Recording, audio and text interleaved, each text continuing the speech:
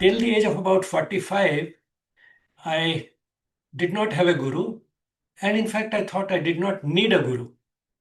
Dr. Nadkarni, one of the best exponents of Sri Aurobindo and the Mother's teachings, he in one of his talks on the foundations of Indian culture recommended that all of us read that book. So I got that book and started reading it. Within the first few pages, I knew Sri Aurobindo is something else. And that created in me a sense of devotion, unlike any that I had experienced earlier.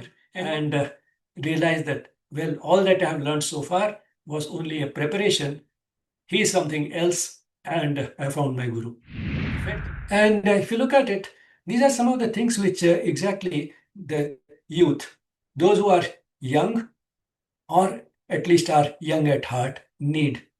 They want spirituality in which they can engage with life.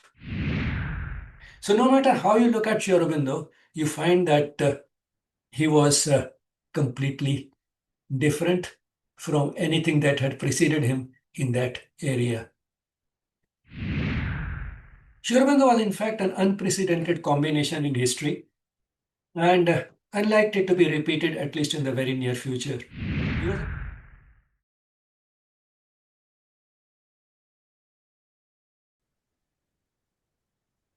Namaste, everyone. Welcome to Yes Talks. The title of today's talk is How Sri Aurobindo Stands Apart. Today's speaker is Dr. Ramesh Bijlani, sir.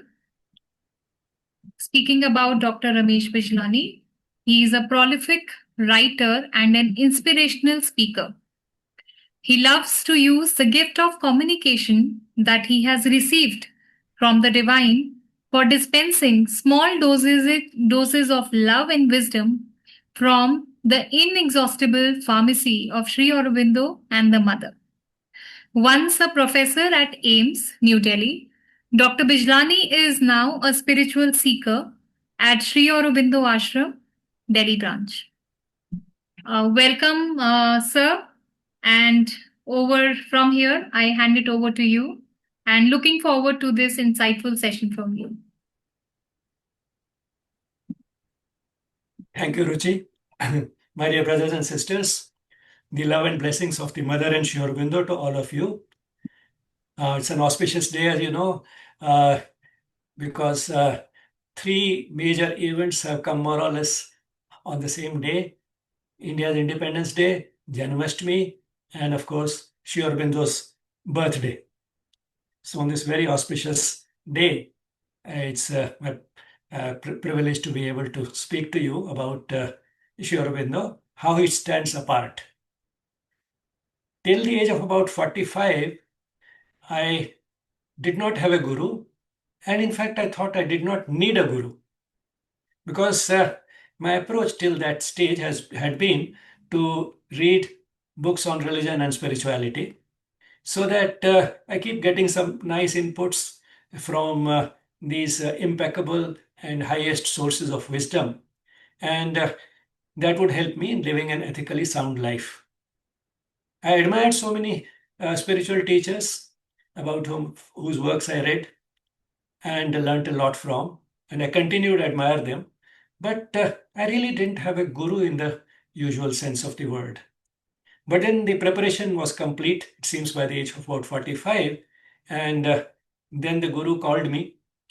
I was going through a difficult phase of life.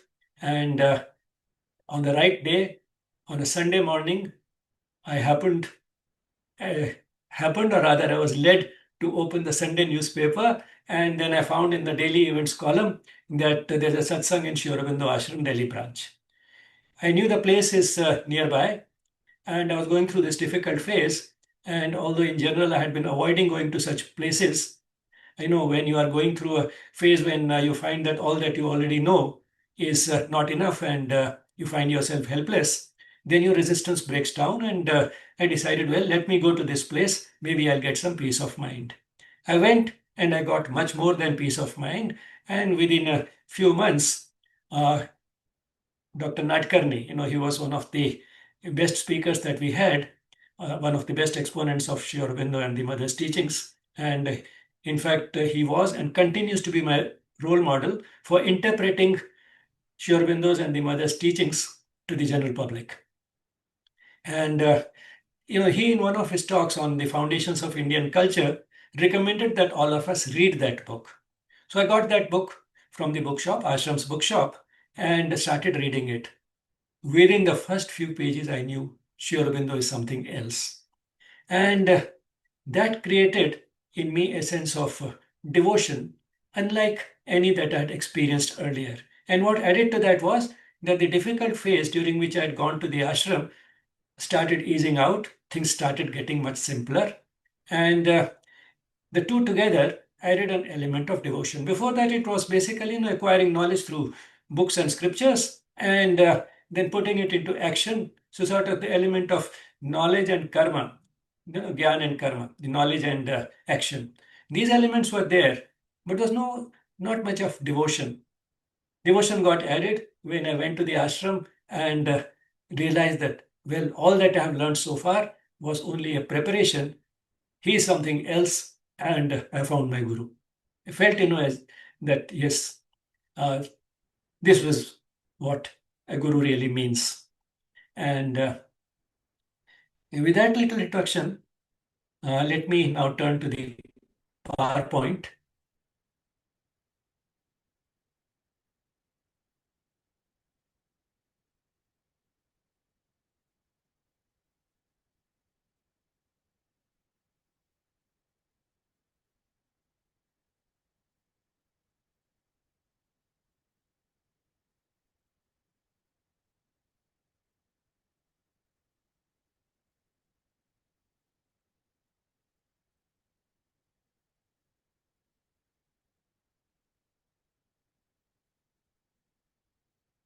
No matter how we look at Sri Aurobindo, he stands apart. The approach that I've taken in this particular session is to look at him during different phases of his life. And as you know, it was at a very early age, at the age of 7, that he was sent away to England, and that is where he started his life as a student. First at home with his father's friend with whom he was staying, then at St. Paul's School in London. And by then, he had actually distinguished himself as an exceptionally bright student. And just to sort of give one concrete sort of fact, which illustrates how bright he was, and not only bright, how spiritually developed he was at that age. In 1883, when he was just 11, he wrote a poem titled Light, and it got published in a British magazine. And what a poem it is! He had the courage to speak on behalf of God. And in this wonderful poem, he talks about what all God says that God has done. So he's speaking in first person on behalf of God. And of course, you find that there's quite a touch of the Holy Bible in it. And that's because he was in that environment. But then using some expressions in the Bible and writing a poem that was exactly 64 lines long, 8 stanzas of 8 lines each. And there it tells you what he was as a student in school.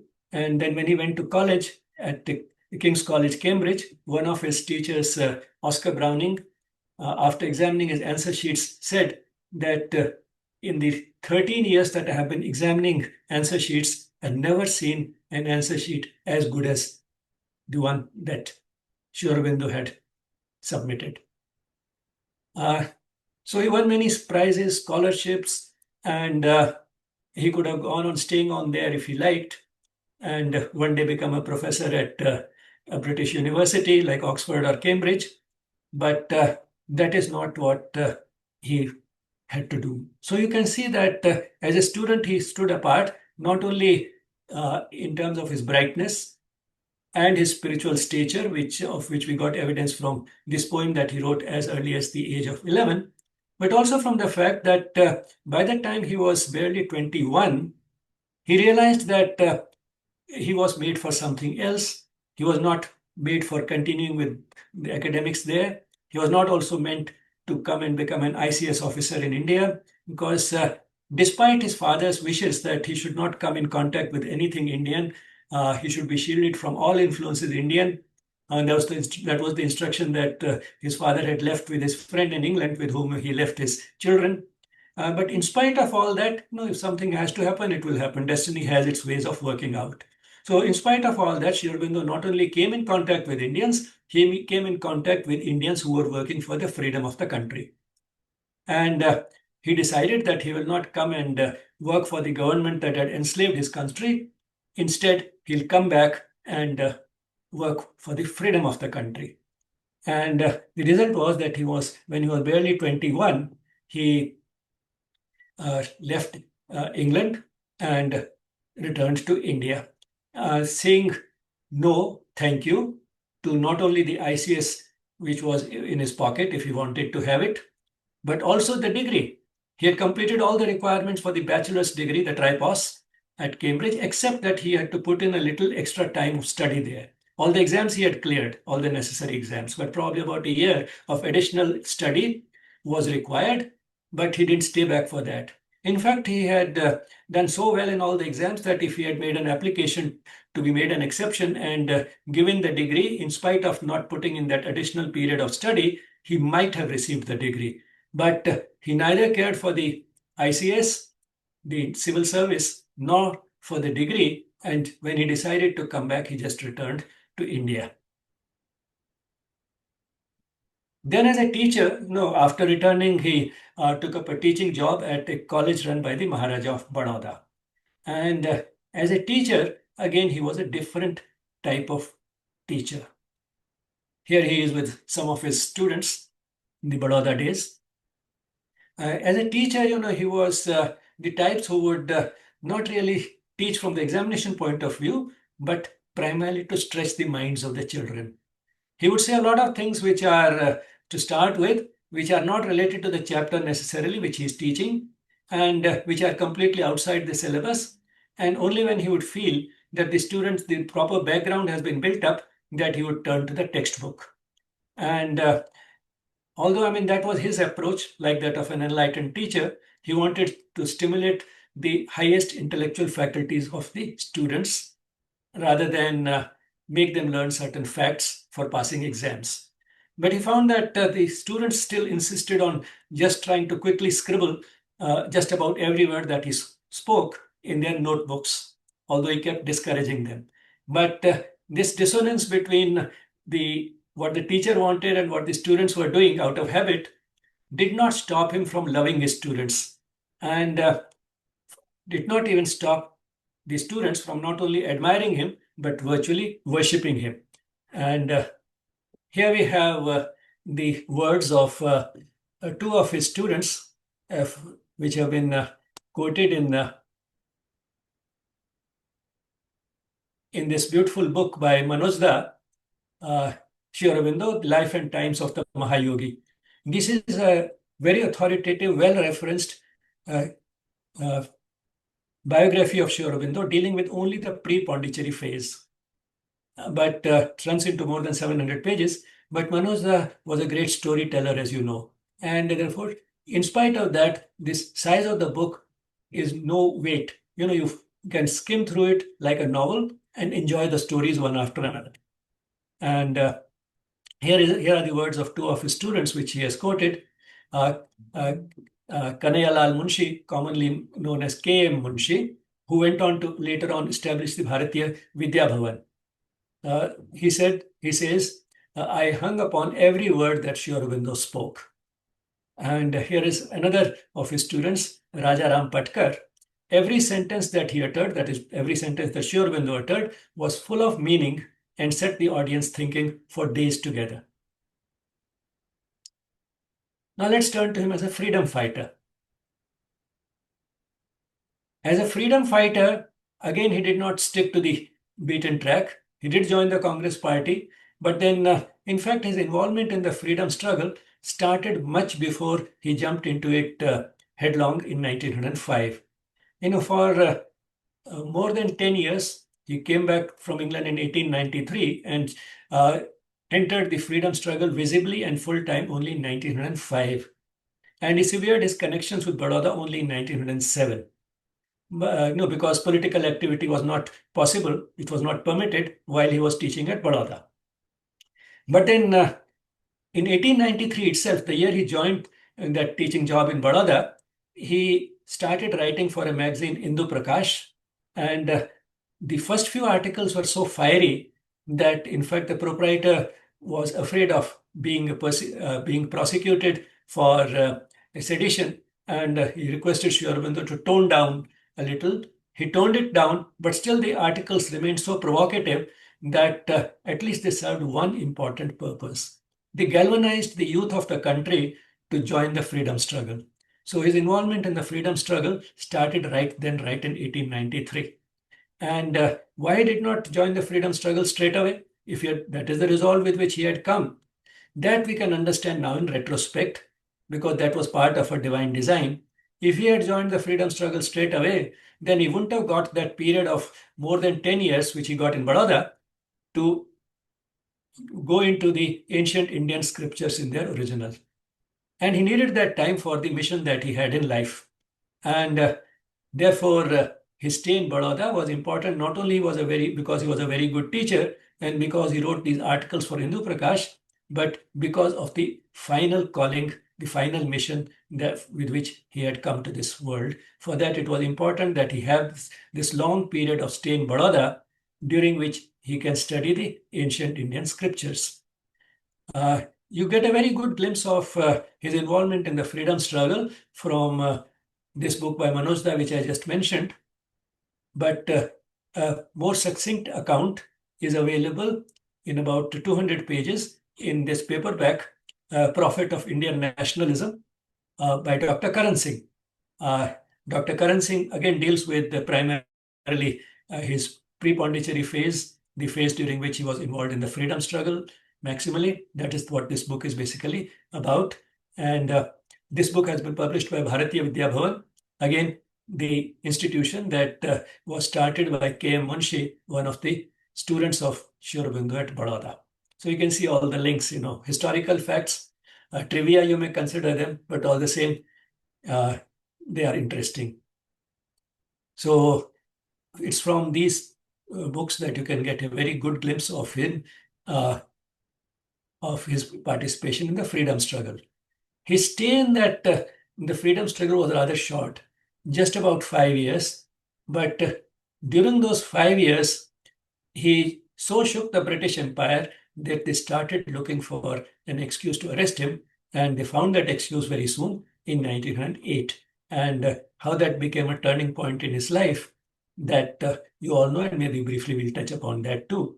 But right now we are talking about how exceptional he was also in the freedom struggle, so that during this short stay, he could not only galvanize the youth of the country and shake up the British Empire, but also do something very concrete by way of providing a blueprint for the freedom struggle.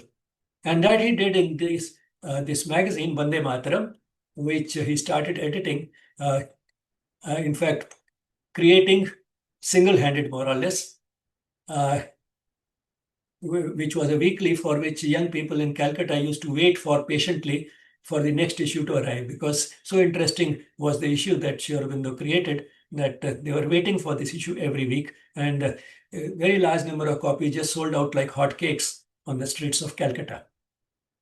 So it was in this that he created also gave the blueprint for freedom. And what was that blueprint? That we should make it unprofitable and difficult for the British to rule us through boycott. So both these things were new in the freedom struggle, deviated from what was being done till then. Because till then, those who were fighting for the freedom of the country, they felt that the British are too strong for us to fight. So let's just try to extract some small concessions so that they'll be a little nicer to us. That's all what they were doing. But he said nothing short of total freedom, Purna Swaraj. That should be our goal. And how we can do it? Not by fighting the British with weapons, that he also realized we can't do, but by making it difficult and unprofitable for them to rule us. And the principal tool for that would be boycott. 5 types of boycott. Economic boycott, don't make don't buy goods which they manufacture in England. Buy only things made in India. Swadeshi. Educational boycott. Let's not go to the schools and colleges which have been established by the British. Let's have our own national system of education. The judicial boycott. Let's not go for the redressal of our disputes to the courts set up by the British. Let's use our own indigenous methods like the panchayat. Executive boycott. Let's not pay unfair taxes to the British government, no matter what the consequences. Let's bear the punishment rather than pay those unfair taxes. And then the fifth one is very interesting, social boycott. Let's boycott those Indians who do not participate in the other types of boycott. Like say if those Indians who continue to buy foreign made goods, or those who continue to send their children to schools and colleges run by the British, let's boycott them. Boycotting them means let's stop talking to them, let's stop visiting their places, let's not invite them to our places, let's not have our children married into their families, and so on and so forth. Then you can understand in a collectivistic culture like ours how much of a hardship social boycott can be for any family. So these are the 5 types of boycott that he gave in the year 1907 and in Bande Mataram. And you can see that how much resemblance it has to the passive resistance or non-cooperative movement, which non-cooperation movement that Mahatma Gandhi launched in 1920. In fact, Sri Aurobindo had said when he stepped out of the freedom struggle in 1910 that he was not the instrument. He means Sri Aurobindo was not the instrument to fight for the freedom of the country. For the right type of work, the right type of instrument will be sent by the divine, and he will come. So he gave that assurance, the right instrument will come, and that's what happened 10 years later when Gandhiji came and took a cue from this boycott. And also one more fact which Sri Aurobindo had said, apart from the fact that, of course, total freedom should be our goal, that it should be a movement not restricted to a few, the way it was till then. It should become a mass movement. And that Sri Aurobindo, in fact, succeeded in doing. He converted that movement, which was restricted to a few freedom fighters who were primarily the elite of the society. He converted it into a mass movement, and that is what Gandhiji also continued. And fighting for the total freedom rather than extracting small minor concessions, making it a mass movement, and fighting the British through non-cooperation or boycott. These were the 3 major things that Sri Aurobindo did during that short period of 5 years when he was in the freedom struggle. And this is a tribute that Dr. Karan Singh has given him in this book, Prophet of Indian Nationalism. Brief though that is Sri Aurobindo's political career was, he defined the essence of spiritual nationalism in a manner which for sheer power and passion has perhaps never been equaled. So it was not just fighting for the freedom, it was not just nationalism, it was spiritual nationalism. Because right from the beginning, starting with the articles that he wrote for the Indu Prakash and later on continued to write for the Bande Mataram much later, if you look at any of these, the tone is nationalistic, the goal is freedom for the country, but they have a strong spiritual flavor. So it was spiritual nationalism.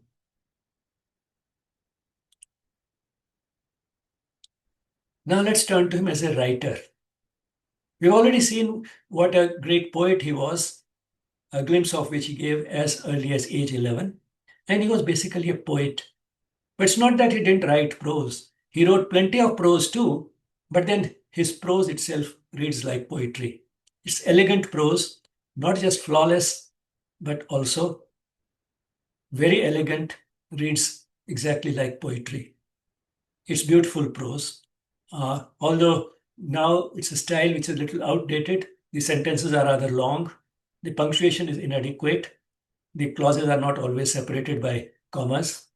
And the result is that it takes time to read Sri Aurobindo. But then once you read it and digest it, you find that you don't feel the need to turn to any other writer on those subjects. And which subjects? There's hardly any subject under the sun that Sri Aurobindo has not touched.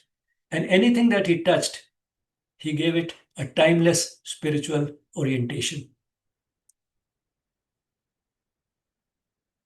So, as a writer, he distinguished himself by creating a large body of literature, particularly during the periods 1914 to 1920, the period during which he was bringing out the monthly Arya from Pondicherry. And what has been done is that, in those, in that periodical Arya, he was writing on 7 or 8 themes: the Vedas, the Upanishads, the Gita, spiritual philosophy, Indian culture, the history of the world looked at from a psychological standpoint. That's what he was doing in the Arya. Later on, these issues of the Arya, published over a period of a little more than 6 years, were dismantled, and the articles on each subject were put in the same sequence as in the Arya. And when that was done, we got some of the major works of Sri Aurobindo, such as essays on the Gita, the synthesis of yoga, and so on. Now, if you read any of these, you find that there's remarkable continuity from one to the next, although they were originally written as articles for a monthly. There's remarkable continuity as if they had been written actually for a book. And in those works that he created during this period of 6.5 years, he created an unparalleled piece of literature. Literature based, rooted in the Indian tradition, but reflecting his East-West synthesis, which he achieved by staying for 14 years in England and 14 years almost in Baroda, during which he not only looked at these two diverse cultures in depth, not only studied and assimilated them, but also looked at them critically. And you find the reflection of that in this. So he created a body of spiritual literature, the most comprehensive from the most comprehensive point of view, rooted primarily in the Indian tradition, but reflecting his East-West synthesis.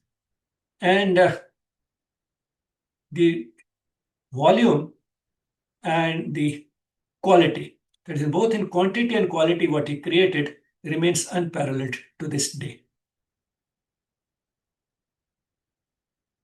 So Arya was the source of most of the so-called major works of Sri Aurobindo, although everything that he wrote was major.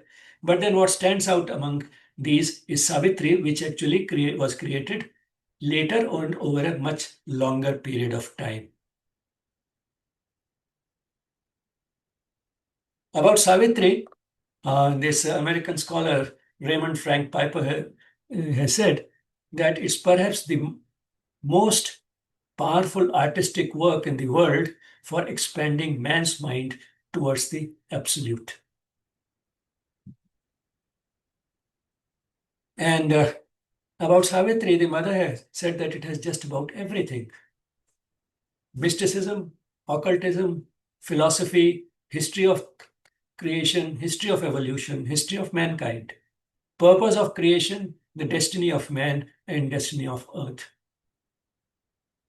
And if one were to sort of look at it from our point of view, it has 3 yogas: the yoga of Sri Aurobindo, which in Savitri comes up as the yoga of Ashwapati, King Ashwapati; yoga of the mother, which is the yoga of Savitri in Savitri; and yoga for each one of us, how we can practice our yoga. All this is there in Savitri.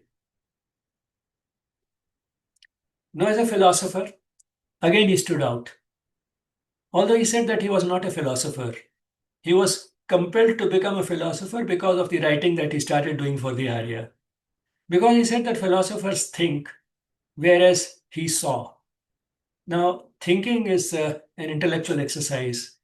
Seeing from the spiritual point of view is seeing with the inner eye, the Divya Chakshu, as Sri Krishna has called them in the Gita. Seeing with that inner eye the highest truths of existence, which are inaccessible to our ordinary sensory organs, the eyes and the ears and so on. It goes beyond the sensory organs, it goes beyond the intellect. That is the source of the ultimate wisdom, and that is what we may call seeing. And that's why we call them rishis in the Indian tradition. Those who have seen those truths with that inner eye, with that inner eye, those who have seen these truths, we call them rishis. Rishi is the one who has seen the truth. So Sri Aurobindo was a seer. He saw the truth. He was a rishi. He was not a thinker, he said. But then nothing stops a seer also from also being a great thinker, and that is what Sri Aurobindo was, because he had that remarkable intellect. And although, like Indian philosophy in general, it starts with experience, spiritual experience, and from on the basis of that, a philosophy is built up. Unlike Western philosophy, which typically is basically an intellectual exercise to address the deepest truths of existence. So Western philosophy starts as an intellectual exercise. But in India, philosophy, spiritual philosophy, has generally been derived from the spiritual experiences of the rishis. So that is what Sri Aurobindo also did as a philosopher. It was his personal spiritual experiences which became the basis of his philosophy, which is essentially Vedanta, essentially Advaita Vedanta, but with his own peculiar tilt and emphasis. And although he gave it a new orientation and a different type of a goal, that is that we shall see in later how his philosophy had a goal which went beyond the goal set by the spiritual teachers and masters earlier. But although his philosophy went beyond all that, he firstly, while developing this philosophy, rationalized all the experience in a way that is in itself great teaching in how the process of reasoning can be used. When one reads that, one realizes that we don't even know how to reason, although we take great pride in our capacity to reason.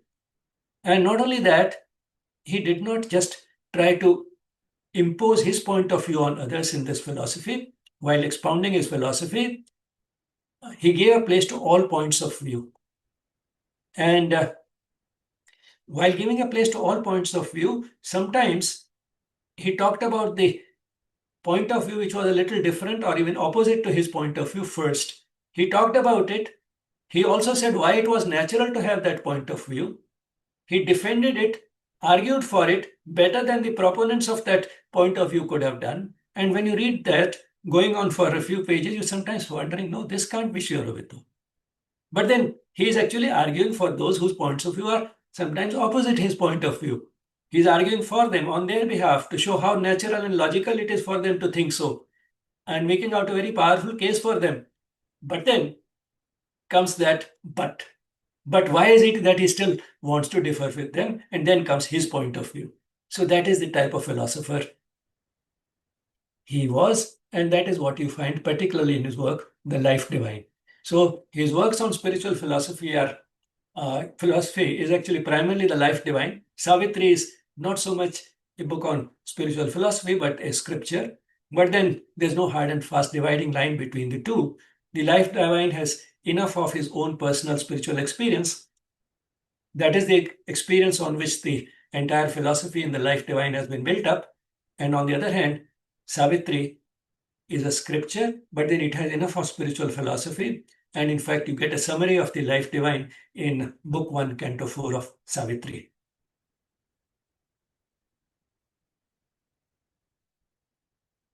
Now let's see how he stood out as a spiritual master. Once again, he did not follow the beaten track. As a spiritual master, in fact, one might say that when we talk about how he developed into a spiritual master and what phases he went through, it is only on the surface. He was a born spiritual master. And at a certain level, you can say he knew what he had come to this world for. But, and you got evidence of it, a clear evidence at age 11 itself, the age at which he could speak on behalf of God and with that depth and clarity. So, as Manoj has also brought out in his book of the pre-Pondicherry phase, that he did not really have to go to Pondicherry to become a spiritual master. He was that right from the beginning. He was a born yogi. But then on the surface, such a person or such an individual also has to sort of live like an ordinary human being and go through those phases. And that's what he did. And in each phase, he played a role.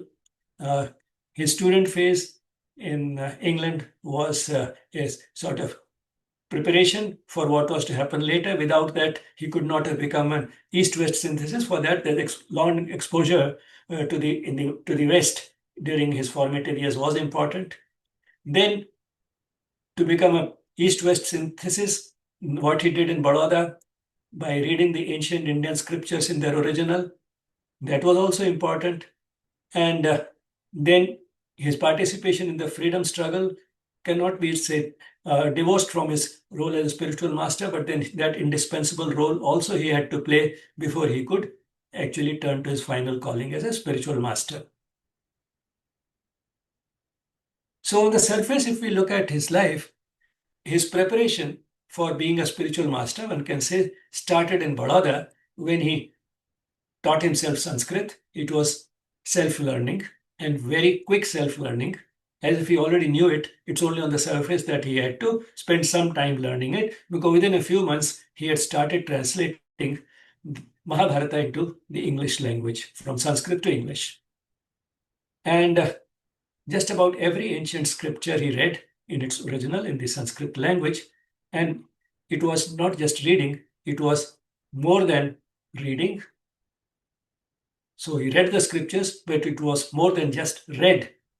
He looked at them critically and worked out an East-West synthesis in his mind.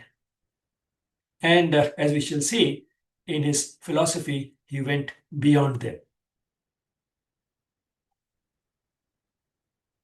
How about direct experience?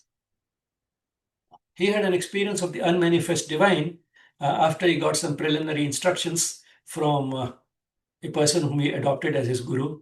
Even gurus, you see, who don't need a guru, they adopt a guru to set the right example. And that he did in Baroda. Towards the end of his stay in Baroda, he requested a yogi, Vishnu Bhaskar Lele, to teach him yoga so that Sri Aurobindo could get freedom for the country.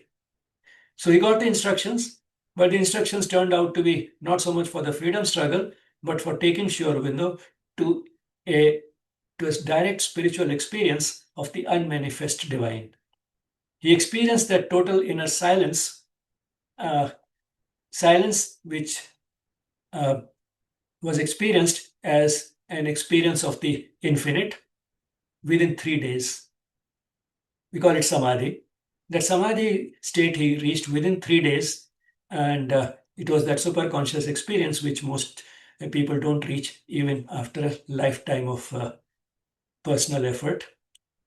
That's what Sri Aurobindo reached within 3 days. But then the picture was completed through a direct experience of the manifest divine. When he saw Sri Krishna all around him, everywhere, in the bed, the dirty bed on which he slept in prison, and the jailers, the prosecution counsel, the defense counsel, the judge, in everyone he saw the same Sri Krishna. And then he could have a dialogue with Sri Krishna. This dialogue with Sri Krishna in the prison helped him discover his mission and also led to total surrender to the voice that he heard. So he heard that voice of Sri Krishna during this dialogue, and then he says later that this is a voice that he came to identify, to recognize, to understand, and he obeyed this voice without asking any questions. That's what he did when after his release from prison, or for that matter, that's what he did in prison when he was told not to give any instructions, not to provide any facts to the defense counsel, Deshbandhu Chittaranjan Das. Sri Krishna said, I will give him the instructions. So Sri Aurobindo stopped giving those instructions. Then, later on, soon after his release in 1909 from the prison, in 1910, he was told to go to Chandarnagar. He did that. And then while in Chandarnagar, he received this inner command from the same voice, go to Pondicherry, and he went to Pondicherry. So it was through this dialogue with Sri Krishna, something like the dialogue that Arjun had with Sri Krishna in the Gita. Sri Aurobindo also asked Sri Krishna, "What is that you expect me to do?" And it's really a very beautiful coincidence, one can say, a sanction of the divine, that we are having this discussion on the day of Janmashtami. So Sri Aurobindo asked Sri Krishna once again, in the same way as Arjun had asked, "What is it that you want me to do? You interrupted this, my involvement in the freedom struggle by bringing me to jail. Do you want me to continue with the freedom struggle, or is it something else that you want me to do?" And he received a in a clear voice, Sri Krishna told him that the freedom of the country is a foregone conclusion. I promise you it will happen. But that is not what you are here for. You are in this world for something else. And what was that? Basically a twofold mission. One, wake up this country, India, to its greatness. And secondly, provide to the world that wisdom which the world needs at this stage. And he did both those things. Uh, he started waking up this country right from the beginning when he started writing for the Hindu Prakash, and that continued throughout. He never gave up his that part of his mission, and then he also provided to the world the wisdom which only he could provide, because he was that unprecedented combination which could provide, particularly the Western countries, that wisdom which was rooted in the Indian tradition but would be intelligible to them in their language, in today's jargon, in today's way of thinking. So the paradigms were those of the current age, although the wisdom was ancient. So that is something which Sri Aurobindo alone could do because of the unprecedented circumstances which had been created for him to become that instrument. So he discovered the mission of his life, and same time he became a perfect devotee, total surrender to that voice of Sri Krishna, which he learned to identify.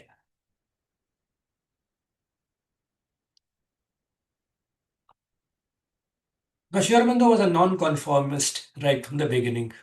He did not respect convention, testimony based primarily or purely on authority, certainly no dogmas, no rituals.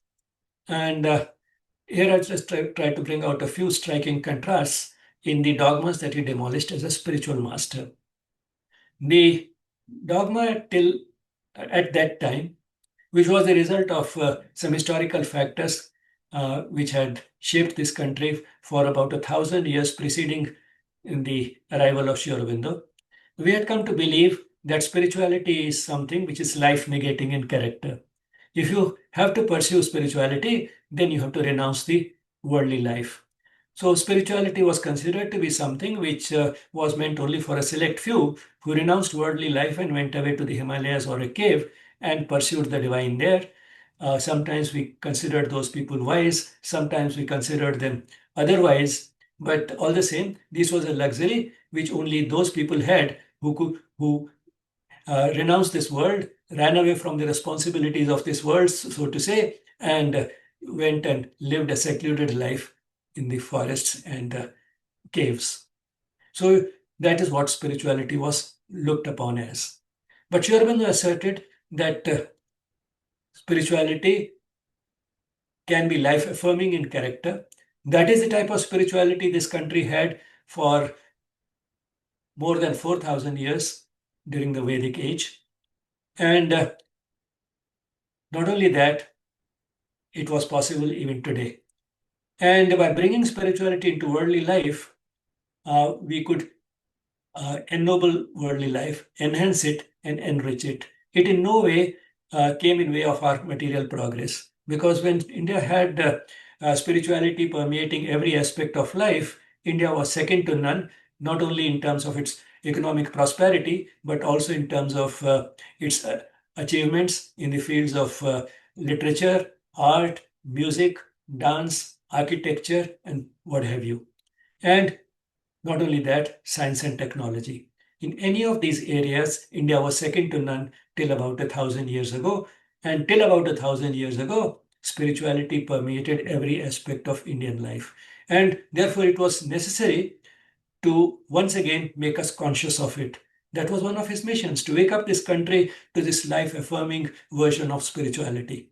And that's what he did. He made a very powerful case for life affirmation. And the logic is, in fact, very simple.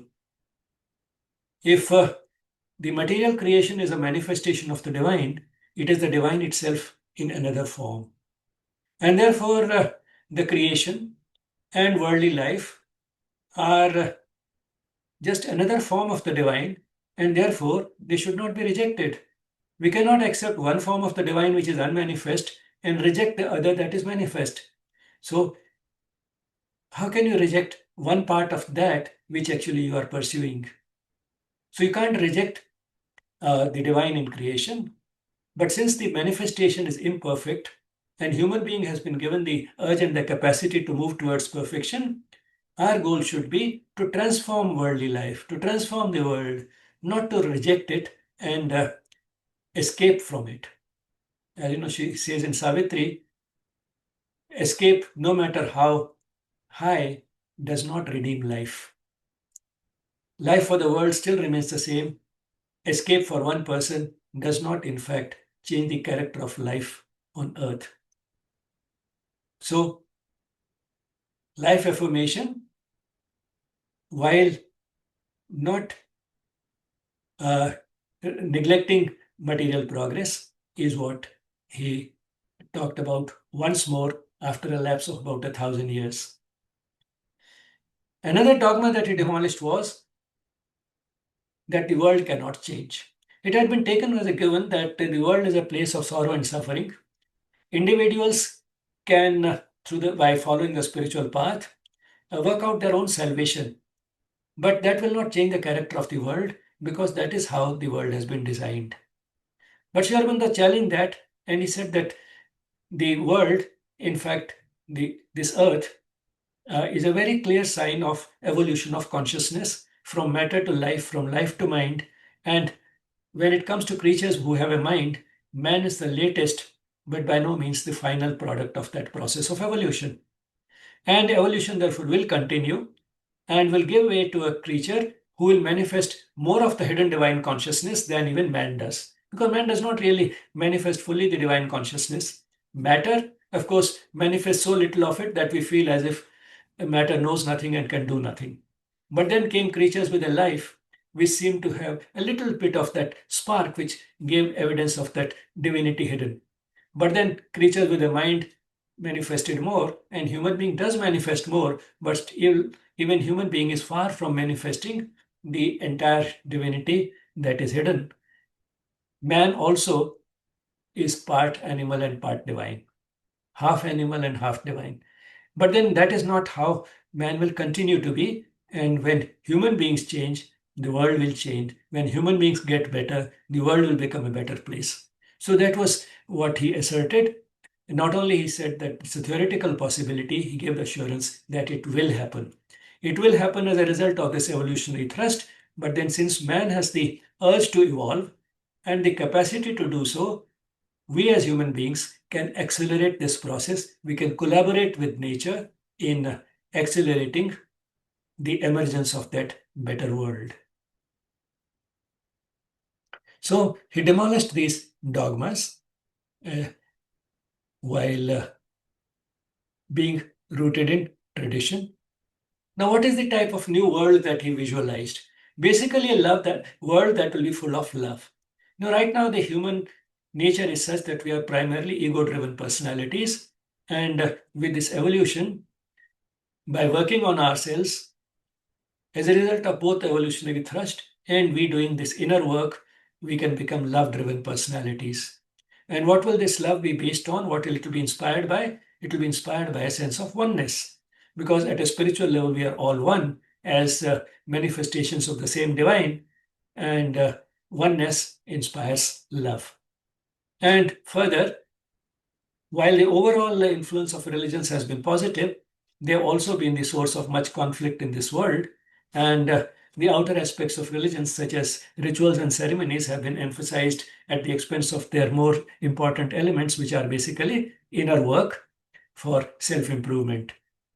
So instead of that, we'll go to the core of religions, which is spirituality. So we'll have a world in which we'll have spirituality shorn of this outer emphasis on outer forms, which you find in religions. So the world will move away from all religions towards spirituality. So that is the type of new world he visualized, and this is not the sort of in this session we'll not cannot get into it. It will be a little beyond the scope of this. This many perceptive observers can now in fact see is actually happening.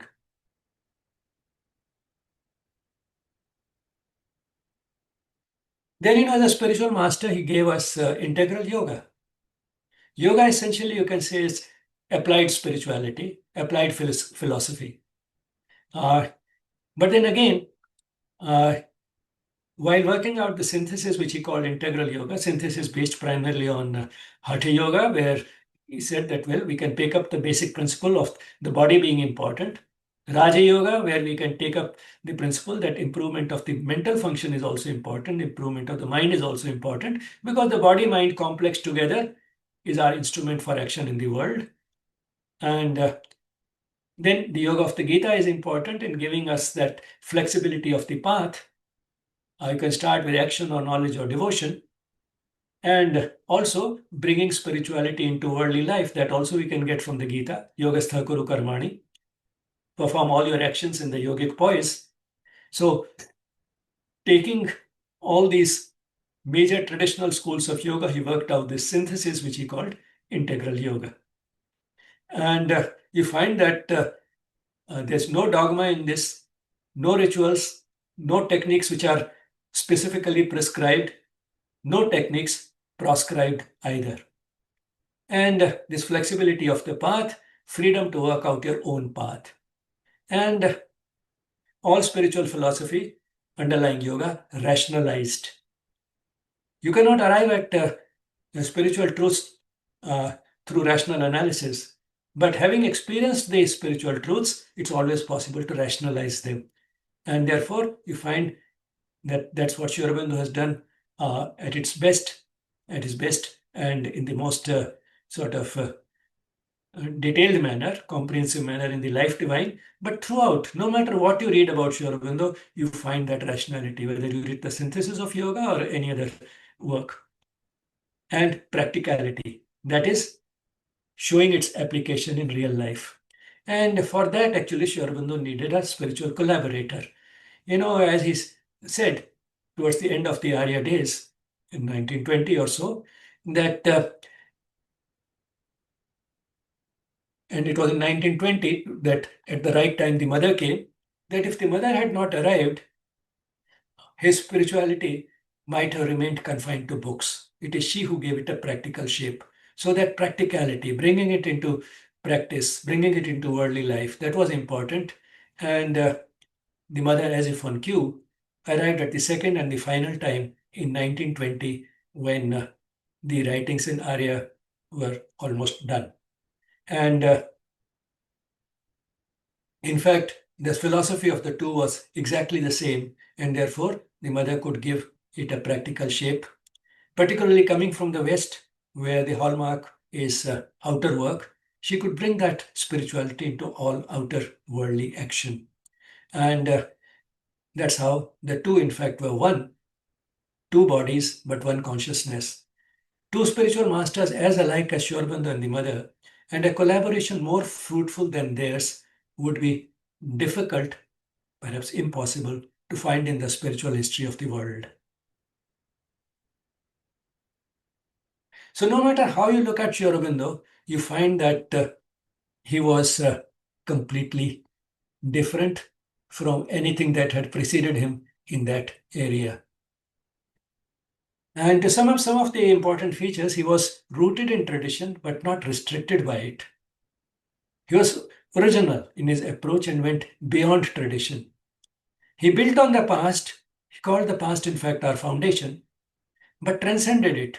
He went beyond it. He was very radical, original, completely non-conforming, never hesitated to demolish any dogma. So it's purely very radical in his approach, and same time very rational. Although his experience And a lot of his writing is from a supra-rational level, but he never dismissed the value of rationality. And being a thorough nonconformist, we can say that he was a revolutionary not only in the freedom struggle, but also in the field of spirituality. He was a leader, but not an uncritical follower of any authority. And he was a leader who did not impose his opinions, his ideas on others. He led others, but led them along the unbeaten track towards an unapproached goal. Because the goal of a better world that he had set up for his yoga was unprecedented. He and the mother were the first two spiritual masters, the two, in fact, who were one, who set up a collective goal for yoga, a goal which meant a better world. And we find a glimpse of it in his poem Invitation, where he invited his followers to an adventure. He was on an adventure because he was walking the unbeaten track and was going towards an unapproached goal. That is what adventure is about. And he invited his followers to follow him on the adventure. And that's what he says in this one of his best known poems, Invitation. Calling, who will come with me? Who will climb with me? And through what type of terrain? Through the brook and tramp through the snow. Difficult terrain. And then he says, it's a pretty long poem, I just taken a few lines from it. Stark must he be and a kinsman to danger, who shares my kingdom and walks at my side. And when was this poem written? And why was it written? In the prison, he had with him a large number of other freedom fighters, one of whom was Nalinikant Gupta, who had been associated with Sri Aurobindo in the freedom struggle for very long. Now, Nalinida was also a literary person. And one day he told Sri Aurobindo that for a long time I have not read any really beautiful English poetry. There was not much of books and all that available in the prison. So he said, why don't you write one here? And within a day, this poem was ready. So it was written in jail within a day, and it was there for Nalinida to read some beautiful English poetry.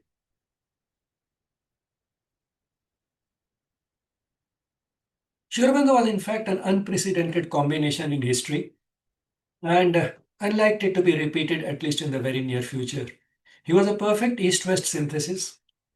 He had the intellect of a poet and a scientist, a heart full of love and spirit of adventure, and courage which was rooted in fearlessness because of his faith in the divine. He trusted to the divine will to always work for the best. And the spiritual capacity of a yogi and the consciousness of a rishi. Now, this is a totally unprecedented combination in the history of the world. And if you look at it, these are some of the things which exactly the youth, those who are young or at least are young at heart, need. They want spirituality in which they can engage with life. Because while I'm in Sri Aurobindo has also said that those who renounce life, we have nothing against them. I mean, that was the all-encompassing character of Sri Aurobindo's way of looking at everything. In fact, in Savitri, he has brought out beautifully the role of even those who renounce life and live in a forest, apparently renouncing the world. He says they are also helping the world through world indifference. How are they helping the world? Through the positive atmosphere that they are creating in the world. So they're helping the world through world indifference.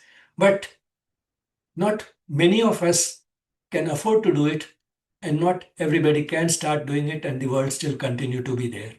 So engaging with life, that is what most young people want to do. That is, in fact, what most of us want to do and end up doing. So he showed a spiritual path in which you could engage with life. So engaging with life without getting entangled by it. Then no dogma, no rituals, no ceremony, rationality, practicality, bringing yoga into every aspect of life, into everything that we do. As Sri Aurobindo says in Savitri, that all events are signs. They're just signs to show us which way to walk, and sleep and wakefulness are opportunities. So both sleep and wakefulness are opportunities for the practice of spirituality. Then flexibility of the path, choose what suits you best, choose what is in keeping with your inclinations, temperaments, strengths and weaknesses, and circumstances of life. Depending upon all these factors, you have the freedom to carve out your own path. And if we use this entire sort of guidelines which Sri Aurobindo has given, it can give us beautiful guidance on choosing a career which young people want or sometimes baffled by. And how to combine this career and worldly life with a meaningful life, with a purpose, life which will uh, make the world a better place to live in. So, a life which is meaningful for us, which is lived with a conscious purpose, the purpose of which is growth of consciousness or spiritual growth, is also the type of life which will give us a better world. So, what gives us a happy and meaningful life, happy and healthy life, is perfectly compatible with spirituality and with a better world. So, no matter how you look at him, Sri Aurobindo truly stands apart. One of the small, slim books which brings out this, particularly for the young people, is this book, Sri Aurobindo for the Young, which was commissioned by the National Book Trust, specially as a part of the celebrations of the 150th birth anniversary of Sri Aurobindo and the 75th anniversary of India's independence. So it was published during that year, 2022, and it has been reprinted several times since then, continues to be in print, and it's less than 100 pages, just 86 pages. The drawings which you saw in this presentation have been done by a young artist, Subhash Chandra, a graduate of the Delhi College of Art. And for staying in touch with us, which we would love, you can drop an email to yes@yesspirituality.com. Thanks to the Mother and Sri Aurobindo for making the session possible. And thank you all for being there. Thank you, sir, for such an insightful session. It was a beautiful talk, sharing different glimpses and phases of Sri Aurobindo's life. Participants, if you have any questions, reflections, you can unmute yourself and share. You can share it in the chat or just raise your hand and ask. Sir, I have one question here in the chat from Sumit. How one can understand that a non-living or divine guru accepted a disciple? How they received the message from the guru? Well, the guru creates those conditions and circumstances where you get drawn to the guru. And for that, living guru is not absolutely essential. Because in a way, the presence of the guru never really completely disappears with the physical uh, disappearance of the guru from earth. And that's how that can happen. In fact, Sri Aurobindo has given three major functions of the guru, each one of which is possible even in the absence of the living guru. The first is the word of the guru, which is available to us through the utterances, through his books, etc. The more important than the word is the example of the guru. Example doesn't mean exactly the type of routine that the guru had, but what example means is to what extent the outer life of the guru reflected that inner spiritual development. So that is the type of view of the guru's life which can give us an example. Like Sri Aurobindo, when he went to Chandarnagar and sent one of his disciples to go and see whether a particular disciple in Chandarnagar would have him as a guest staying with him. And the disciple went there. Sri Aurobindo was not worried about what's happening. He had come there by a boat which had a wet floor. He lay down there and fell asleep and was completely at peace. The disciple came back with the news that that disciple has refused. Nobody wanted to take a risk to have a person whom the British are looking for. So then he went to somebody else, and then ultimately Sri Aurobindo got a place to stay. But then, that perfect equanimity, irrespective of what, no matter what. Now, that is part of outer life, which is reflecting that inner development, which is an example for the disciple.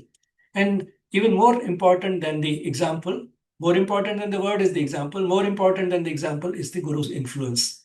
That influence continues to outlast the physical presence of the Guru, and that's how the Guru can work through physical means.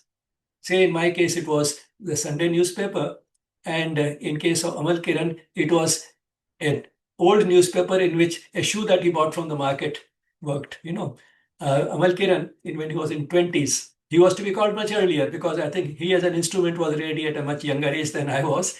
I picked up this Sunday newspaper at the age of 45. Amal Kiran, as K.D. Sethna as he was originally, he bought a shoe from the market, and the shoe was wrapped up in an old newspaper.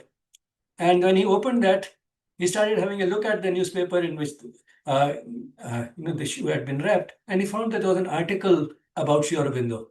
And that touched him so much that he thought of going to Pondicherry. So, the Guru has his ways of calling you. So Sri Aurobindo was in the physical there, but even then he created this type of circumstances for him to travel to Pondicherry. So the Guru has his ways of calling you, whether the Guru is there physically or not. Thank you, sir. I have a message for you from Umaji. Thank you for a beautiful introduction to the spiritual master. Much gratitude, Uma Malhotra from Seattle, US, one of your medical students at AIIMS from 1980. I would love to hear more about the ashram in Delhi.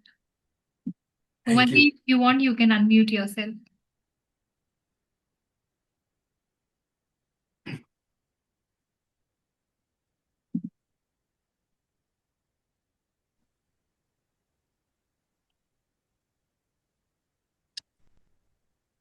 Thank you, Professor Bijlani. That was a beautiful, beautiful talk. Thank you for the introduction.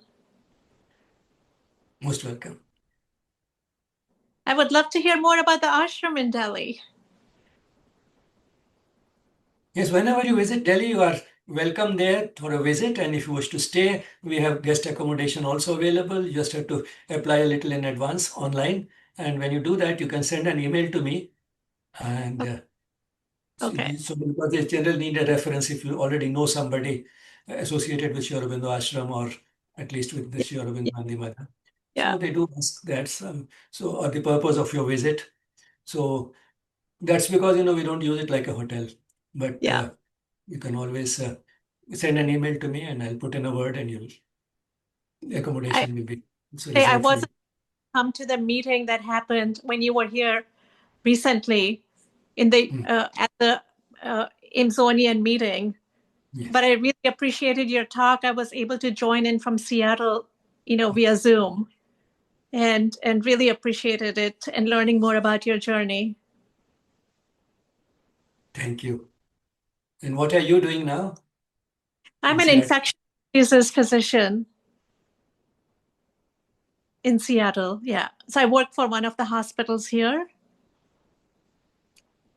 You're specialized in infectious diseases. In infectious diseases, yes. And I'm also very spiritually inclined. I spend a lot of time in meditation. Thank you, Maji. Thank you so much, participants, for joining in. I would like to just share with you that the recording of this talk today, it will be uploaded on the Yes platform. I will just share the details of the same with all of you.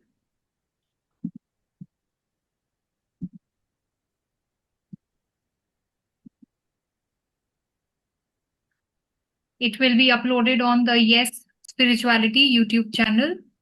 And please do follow us on the Instagram channel of Yes Spirituality and also the Facebook. You can check out the channel for the content that we put up over there. With that, I would like to extend a note of gratitude to Dr. Bijlani sir once again. Thank you, sir, for this beautiful session.